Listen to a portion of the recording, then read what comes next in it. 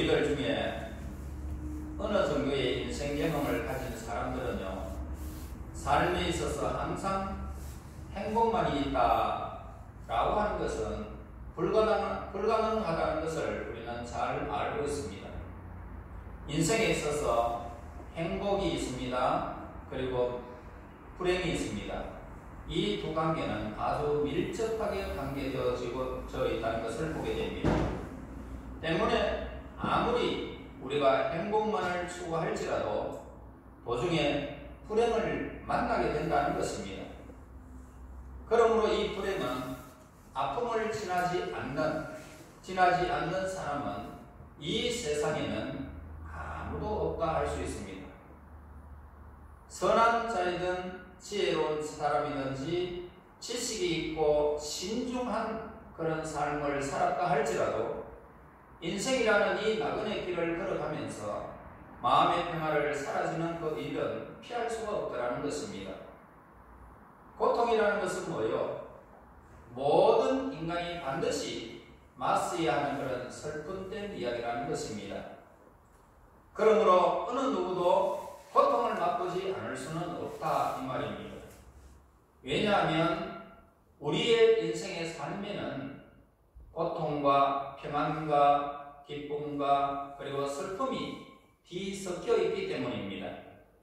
그러나 우리가 하나님의 섭리가 매우 지혜롭고 선하다는 사실을 우리가 확신을 가지고 있다면 우리는 이 세상에서 살아가면서 끊임없이 부딪혀오는 그런 고통에 좀 순응할 수 있지 않겠나 라고 우리는 보게 됩니다. 하나님의 이 섭리에 대한 우리의 신뢰는요, 일반적인 원칙에만 근거를 두는 것은 결코 아닙니다. 우리는 행복과 이 불행을 고루 섞어주시는 하나님의 섭리가 얼마나 지혜로우신지, 그리고 그 목적을 이루어 가시는 하나님은 우리에게 너무나 정확하게 우리의 삶 전반을 간섭한다는 사실을 우리는 잊어서는 안 될 것입니다. 불행은 뭡니까? 인간에게 잠재되어 있는 여러 가지 기능을 일깨워 주도록, 그리고 일깨워서 활동할 수 있도록 만들어주는 거예요. 그리고 인간의 마음으로부터 무기력함, 나태함, 이런 것들을 제거해버리기도 하는 것입니다. 모든 사람에게는 게으름과 나태함이 있기 때문에 아무런 일도 할 수 없도록 만드는 요소가 그 속에 잠재되어 있는 것입니다. 게으름과 나태함이 이렇게 빠져있는 사람은요, 무슨 일을 하든지 의욕이 상실되어져 있는 것입니다. 한 인간에게 오로지 번영과 행복만이 주어졌을 때에 그 사람의 마음 속에는 원래부터 있던 그런 게으름 그리고 나태함이 점점 자라게 되는 것입니다. 반대로 우리가 불편함으로 고통을 당할 때에 더 근면해지잖아요. 그리고 기발한 창의력을 발휘하는 시기가 바로 그 고통의 때라는 것입니다. 왜냐하면 우리가 당하는 이 불편을 어떻게 하면 벗어날 수 있을까 고심하고 그 불편에서 벗어나기 위해서 열심히 노력하기 때문이라는 것입니다. 우리에게 닥치는 모든 사건들이요, 일률적으로 행복하고 좋은 것만 이렇게 있다고 한다면 이 세상은 우리의 성품을 단련시키는 수련장으로서의 가치를 상실해버리고 마는 것입니다. 자, 이 세상은 어떤 세상입니까? 이 세상은 인격의 점진적인 발전을 위해서 가장 적합한 행복과 불행이 적절히 혼합되어 있는 상태가 저와 여러분들이 사는 이 세상의 현상입니다. 불행은 뭐예요? 인간의 교만함을 교정시켜주고 허영심과 자만심에 적절한 제재를 가해주는 것이 불행이라는 요소인 것입니다. 또 자신이 유익을 구하지 아니하고 오직 전능하신 하나님이 기뻐하시는 바를 추구하고 그분의 영광을 위해서 어떤 고난이라도 묵묵히 참고 견디는 아름다운 열매가 바로 그 고통 속에 있는 것입니다. 그러므로 우리는 무슨 일을 당할지라도 하나님께 감사해야 된다는 것입니다. 하나님께서는 우리에게 행복과 불행을 골고루 섞어주시는 것은 그것이 우리에게 가장 유익하다는 하나님의 지혜로우신 판단에서 비롯된 것이기 때문입니다. 욥의 이야기를 통하여요, 우리는 다음에 몇 가지 사실을 우리는 깨닫게 되어집니다. 첫째로, 인간의 모든 일은 불완전하고 이 세상의 모든 소유물은 덧없이 흘러가는 것인 걸 우리에게 알게 하는 것입니다. 욥은 수많은 종과 산더미 같은 재산을 가지고 있었습니다. 지극히 화목한 가정을 가지고 있었지만은 욥의 그러한 행복은 오늘 우리가 본문에서도 알다시피 순식간에 다 사라져 버렸습니다. 그 다음에 우리가 알 것은 이 세상에서 가장 선하고 믿음이 깊은 사람이 이 세상에서 가장 심한 고통을 받을 자가 될 수 있다라는 사실을 본문에서 우리에게 가르쳐주는 것입니다. 욥은 그 당시 하나님에 대한 이 믿음이 가장 깊은 자였잖아요. 그리고 하나님을 향하는 그 선함이 그에게 있었잖아요. 그럼에도 불구하고 가장 비참한 지경에 오늘 빠지는 모습을 보게 됩니다. 어떤 사람에게 고통이나 불행이 임한다라고 해서 하나님의 진노다라고 그렇게 말할 수는 없는 것입니다. 또한 불행을 당한다고 의롭지 못한 사람이다 라고 단정 짓는 것도 우리의 잘못된 판단이라는 것입니다. 그 다음에 하나님께서는 선하고 자비로우신 목적을 위해서 하나님의 사람들에게 고통을 주실지라도 그들을 그 고통 속에서 영 버리시지 아니하시고 고통에서 일으켜주시고 행복지수를 한층 더 높여준다는 사실을 우리에게 가르쳐주는 것입니다. 여러분, 성경에서 욥의 결말을 봤다라고 하는 말씀이 있지 않습니까? 욥의 결말을 보게 되면 우리의 삶에서 어떤 일이 있어도 하나님은 그냥 버려두지 아니하신다는 사실을 우리에게 가르쳐주는 것입니다. 욥의 이야기에서 잘 나타나고 있지만 인생은 행복으로만 이루어지는 것도 아니고 온갖 고난과 고통과 행복이 서로 엇갈려 있는 이 시험의 장이라는 우리의 역경을 통해서만 우리가 하나님을 더 잘 알 수 있다는 것입니다. 이 세상은요, 즐거움이 있습니다. 고통이 있어요. 기쁨이 있는가 하면 슬픔이 있습니다. 번영이 있는가 하면 역경이 서로 혼잡되어 있더라는 이 말입니다. 이러한 사실은 성경에서 우리가 처음부터 끝까지 계속 기록하고 있습니다. 하나님의 종들이 극심한 고통과 슬픔으로 시달리면서도 그것을 인내하고 하나님의 뜻에 순종하는 예가 많이 있었습니다. 또한 우리는 이 욥기를 통해서 행복뿐만 아니라 불행도 하나님의 손에서 비롯된다라고 우리에게 깨닫게 하는 바입니다. 때때로 우리들에게 닥치는 불행은 그 나름대로의 인과관계에 의해서 일어나고 또 인간이 그 불행을 건져다주는 수단으로 쓰이는 경우가 종종 있더라는 것입니다. 그러나 이 인과관계라 할지라도요, 그 법칙을 만드신 분은 하나님이십니다. 그리고 하나님께서는 그 법칙을 통하여 하나님의 계획을 수행한다는 것입니다. 하여튼 우리에게 이 고통을 가져다 주고 우리를 불행하게 하는 것은 모두 악이라는 범주 내에 둘 수도 있고요, 우리에게 즐거움과 기쁨을 가져다 주는 것은 선의 차원에서 둘 수도 있습니다. 자, 이 모든 것은 다 어디로요? 하나님께로부터 우리에게 비롯된 것이라는 것입니다. 이 세상의 모든 일은 전능하시고 무한하신 선하신 하나님께서 통치하고 계시는 것입니다. 여러분, 하나님께서 이 피조물들에게 내리시는 이 고통, 그리고 불행, 그분의 자비와 정의와 지혜로움에서 다 나왔다는 사실을 우리 잊지 말아야 합니다.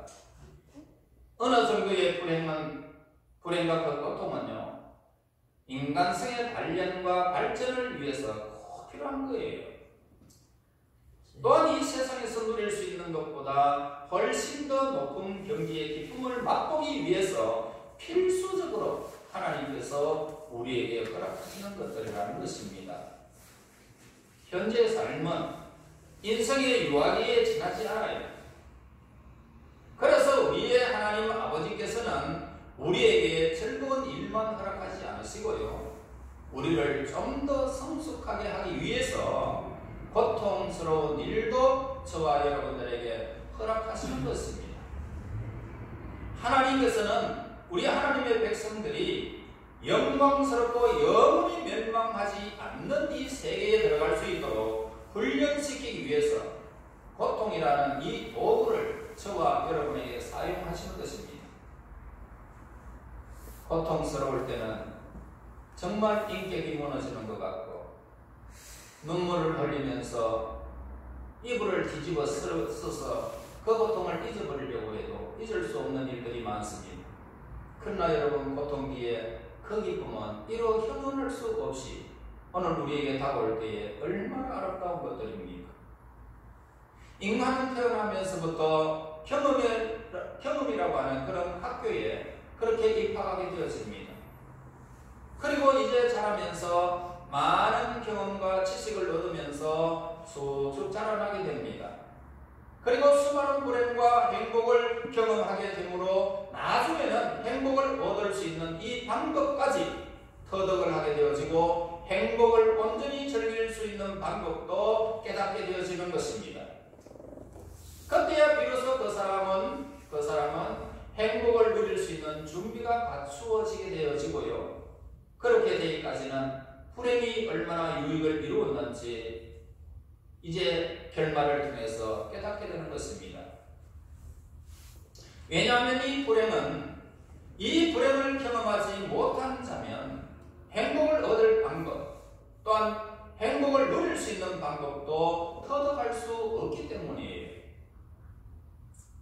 그래서 하나님께서는 우리 하나님의 백성들에게 인자하심과 선을 베푸심이 진심이라는 것입니다.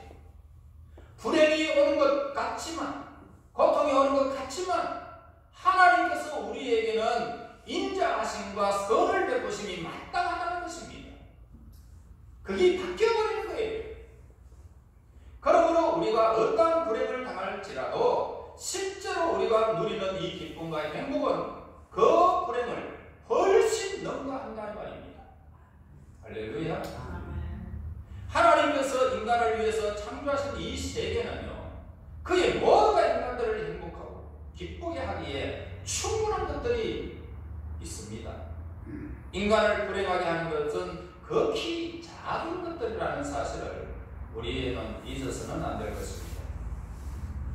아이들이 자라면서 불행한 것은 가슴에 담고 행복한 것은 다 내버려버리고 잊어버려요. 그래서 거리를 거는 것은 바로 불행 그것 때문입니다. 고통 때문에 그렇다는 거예요. 저도 잊을 수 없는 사건들이 많이 있었습니다. 그러나 저와 여러분, 우리는 행복이 더 많다는 사실을 잊어서는 안 될 것입니다. 그것이 하나님의 손길이에요. 그럼에도 불구하고 인간들은 그러한 불행에 대해서 불평합니다. 한식합니다. 고통을 원망할 것입니다. 그들은 자신이 누리고 있는 여러 가지 행복을 볼 줄 모르고 오직 불행만 바라보기 때문이다, 이 말입니다. 가난한 자는 자신의 가난만 바라볼 줄 알지, 자신이 건강하고 눈이 밝아 이 아름다운 세계를 볼 수 있고 인생 가운데 일어나는 여러 가지 즐거움을 누릴 수 있다는 이 사실에 대해서는 전혀 생각지 않고 가난만 생각하는 거예요. 그럼 불행의 연속이에요. 이런 사람들은 행복 누릴 수 있는 준비가 되지 못한 사람이다, 말입니다. 사람들이 겪는 이 불행 중에 대부분이 그 사람의 잘못된 생각에서 비롯되어진다는 사실을 우리는 알 수가 있습니다. 욥은요, 자신에게 닥친 모든 불행을 하나님께서 주신 것이라고 믿었습니다. 그리고 불행에 복종하는 모습을 본문에서 우리는 바라볼 수가 있습니다. 여러분, 하나님께서는 불행을 통하여 행복을 가져주신다는 사실을 우리는 너무너무 잘 알고 있습니다. 이것은 욥기서를 통해서 우리에게 보여주고 밝혀주는 바입니다. 그러므로 우리는 모든 불행이 인간의 행복을 위해서 있는 것입니다 라고, 이것은 확실한 사건입니다. 불행은 인간을 위해서, 행복을 위해서 있는 거예요. 불행이 궁극적인 원인은 뭡니까? 인간의 행복을 위한 것이라는 결론을 성경에서 늘 가르쳐 주고 있는 것입니다. 하나님의 인격과 그분의 완전하심과 하나님의 선하신 통치에 대해서 올바른 생각을 가지고 있는 자라면 불행은 또 다른 행복의 원인이다 라는 것을 알 수 있게 되는 것입니다. 인간은 누구나 괴롭습니다. 고통스러운 일이 닥치게 되어집니다. 우울하고 슬픈 심령을 가지게 되어지는 것입니다. 그러나 초대교회 성도들은 그렇지 않았다는 것입니다. 예수님을 믿는 것 때문에 순교하는 것을 두려워하지 않았습니다. 카타콤에 그렇게 들어가서 일평생을 햇빛 한 번 보지 못하고 그곳에 살았다 할지라도 그들은 그 기쁨을 잃지 않았다는 사실을 우리에게 밝혀주는 것입니다. 사도행전 20장 24절에 나의 달려갈 길과 주 예수께 받은 사명 곧 하나님의 은혜의 복음을 증언하는 일에 마치려 하면은 나의 생명을 조금도 귀한 것으로 여기지 아니하노라. 사도 바울과 같이 이렇게 말할 수 있느냐 말입니다. 여기서 2장 5절 보세요. 이제 주의 손을 펴서 주의 살과 뼈와 살을 치소서. 그리하시면 틀림없이 주를 향하여 욕하지 않겠습니까? 아무리 선한 자라고 할지라도요, 극심한 신체적 고통을 당하게 되어지면 하나님을 외면하게 된다고 사탄이 주장할 수가 있는 것입니다. 그러나 머리 끝에서 발끝까지 악성 종기로 시달리면서 높은 열로 괴로움을 당하던 이 욥이 과연 하나님을 외면했을까? 우리는 본문의 말씀을 통하여 욥은 결코 하나님께 대한 경건을 잃지 않았다는 사실을 보게 되었습니다. 사탄은 이처럼 하나님의 위대한 이 피조물인 인간의 이 본성을 낮게 평가한 것입니다. 그래서 사탄은 인간이 신체적인 고통을 당하게 되어지면 하나님을 저주하고 불평하며 하나님을 외면해버릴 것이라고 확신했던 것입니다. 우리는 이 본문을 통하여 사탄이 인간에게 얼마나 큰 영향을 끼치는가에 대해서 우리는 알게 되었습니다. 하나님께서는 인간에 대해서 사탄이 영향력을 행하시는 것을 허락하셨다는 것입니다. 그러나 거기에는 한 가지 조건이 있었습니다. 그것은 사탄은 결코 인간의 생명에 대해서는 권한을 부여하지 않았다는 거예요. 즉 인간에 대해서 사탄의 영향력은 한계가 있었더라. 한계가 있었더라. 자, 우리 구절 같이 한번 읽어볼까요? 그의 아내가 시작. 그의 아내가 그에게 당신이 그래도 자기의 온전한 후기에 지키느냐 하나님을 욕하고 웃으라. 예, 사탄의 악한 영향력에 말려던 이 욥의 아내는 하나님을 욕하고 죽어버렸어요. 저주를 퍼부어버렸습니다. 이처럼 사탄은 욥의 신체를 쳐서 병을 일으켰을 뿐만이 아니라 욥의 아내의 영혼까지 부패시켜버린 것입니다. 사탄이 이와 같이 한 이유는 뭘까요? 경건하고 믿음이 깊은 욥으로 하여금 하나님에 대해서 죄를 짓게 하고자 했던 것입니다. 사탄이 욥을 괴롭힌 이 주요 목적은 뭐예요? 바로 욥으로 하여금 하나님과 적이 되게 하기 위해서였다는 것입니다. 자, 이것은 욥에게만 한정된 것이 아니라 사탄은 하나님을 신뢰하는 모든 사람을 유혹하여 하나님과 적이 되게 하려고 하는 것입니다. 그러나 우리는 본문을 통하여 사탄의 이 같은 사악한 계획이 우리의 굳건한 믿음에 의해서 좌절될 수 있다는 사실을 우리에게 가르쳐주는 것입니다. 욥기서 1장에서 본문에 이르기까지 사탄의 충격적이고 계속적인 공격은 욥의 깊은 믿음에 의해서 좌절되고 있는 모습을 보게 됩니다. 즉 사탄은 욥의 믿음과 싸움에서 계속적으로 실패를 하고 있다는 거예요. 사탄의 계획을 좌절시켜버리고 욥의 행위 중에서 우리가 주목해야 할 말씀이 우리는 있습니다. 뭡니까? 욥은 고통 중에서 저주하도록 유혹하는 아내를 향해서 뭐라고 말합니까? 10절에서 말하죠. 그대의 말이 한 어리석은 여자의 말 같도다. 그렇게 말하면서 그 고통은 하나님께서 주시는 것이기 때문에 당연하다라고 합니다. 여러분 고통 중에 그렇게 고백할 수 있습니까?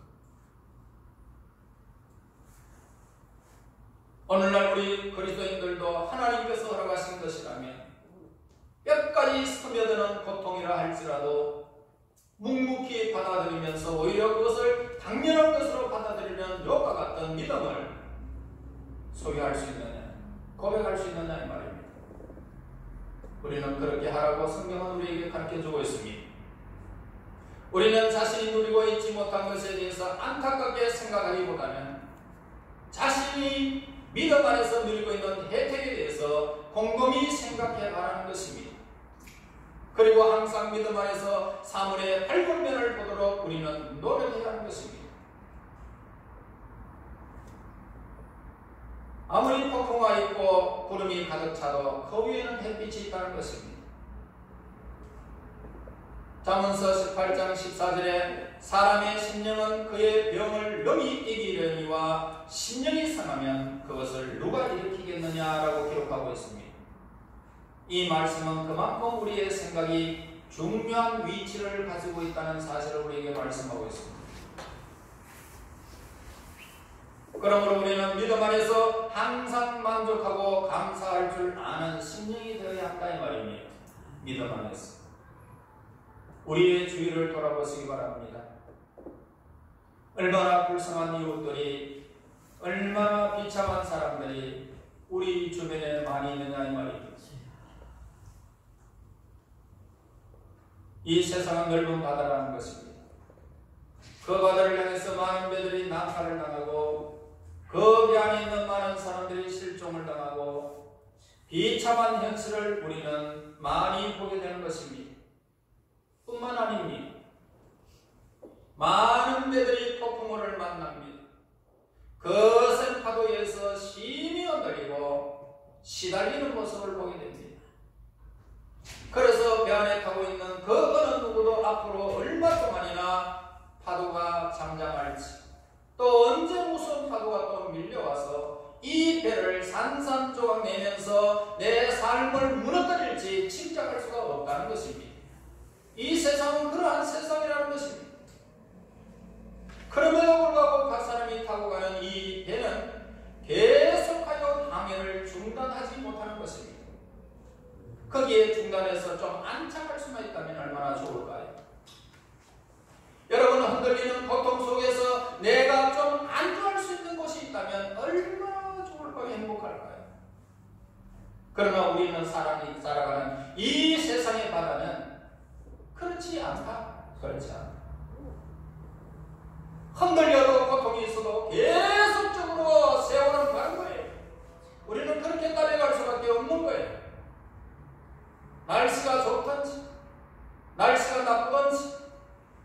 그러나 결국은 어떻습니까? 마지막에는 육지에 도달하게 되는 것입니다. 어찌되었던 때는 육지에 도달하게 되는 것입니다. 그 육지는 어디입니까? 그냥 하늘나라는 것입니다.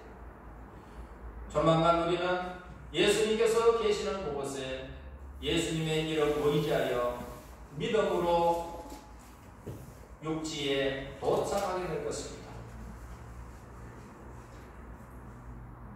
고생스러운 항해길을 다 마칠 것입니다. 드디어 육지에 도착하는 그날 우리는 비로소 우리가 겪었던 불행과 이 고난이 이 사실은 우리에게 큰 혜택을 주었다라고 고백할 수 있을 것입니다. 이 풍랑 2년 우리는 더 빨리 갈 수 있을 것입니다. 우리는 하나님께 의해서 창조된 피조물입니다. 하나님의 시간이 되어지면 우리는 의에 관한 하늘과 새 땅에 도착하게 될 것입니다. 어떻게 피조물이 자신을 만드신 이보다 더 자신에 대해서 더 잘할 수 있겠습니까? 우리의 진정한 행복을 가져다 주는 것이 무엇인지 가장 잘 알 수 있는 분은 바로 우리를 만드신 모든 피조물을 창조하신 하나님이십니다. 그러므로 하나님께서 우리에게 어떤 운명을 주시든지 저와 여러분 순종하도록 결심하시기 바랍니다. 무슨 일이든지 순종해야 됩니다. 어떤 일을 만나도 두려워하지 마시고요. 이 세상을 가져가고 하늘나라에 들어갔을 때에 우리는 비로소 이 세상에서 겪었던 모든 고통, 재앙들이 결국은 우리의 영원한 행복에 유익한 것이 되었다는 사실을 깨닫게 되었을 때에 그 감격은 이루 말할 수 없이 커서 멸류관까지 하나님 앞에 바치는 이 사건을 성경에서 계시록에서 보여주지 않습니까? 우리의 것이 아님을 알 것입니다. 그러므로 저와 여러분 예수 안에서 어떤 일이 벌어진다 할지라도 우리가 하나님을 믿고 그분을 따라가고 있는 한 영원한 행복을 우리는 바라보게 될 것입니다. 고통을 참으세요. 견디셔야 합니다.